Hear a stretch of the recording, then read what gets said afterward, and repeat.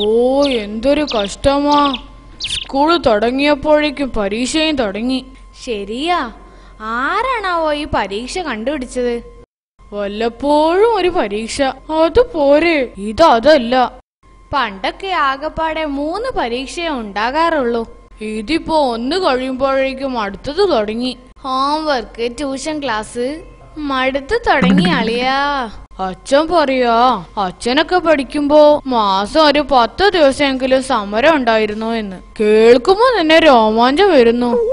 ഇവിടെയാണെങ്കി ഒരു പാർട്ടിയും ഇല്ല, ഒരു സമരവും ഇല്ല. ഈ സ്കൂൾ എന്താ ഇങ്ങനെ? ഒരുമാതിരി ഫീസും മോറാവ് പോലത്തെ ഒരു ബാഗും ഉണ്ട്. അട്ടിമറി തൊഴിലാളി ആവാൻ വേറെ ട്രെയിനിങ്ങിനൊന്നും പോണ്ട. എന്താ രണ്ടുപേരും കൂടി ഒരു ഗൂഢാലോചന? ഒന്നുമില്ല ഡുണ്ടു, ഞങ്ങൾ ഓരോ കാര്യം പറയുകയായിരുന്നു.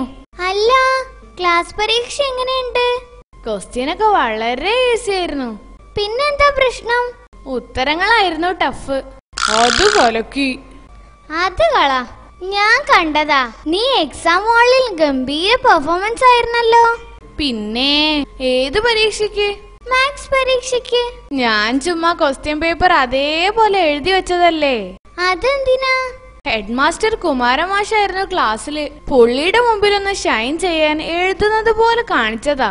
അതവിടെ നിക്കട്ടെ, എന്നിട്ടും നീ വായുവിൽ വരെ എഴുതി കൂട്ടുന്നത് കണ്ടല്ലോ.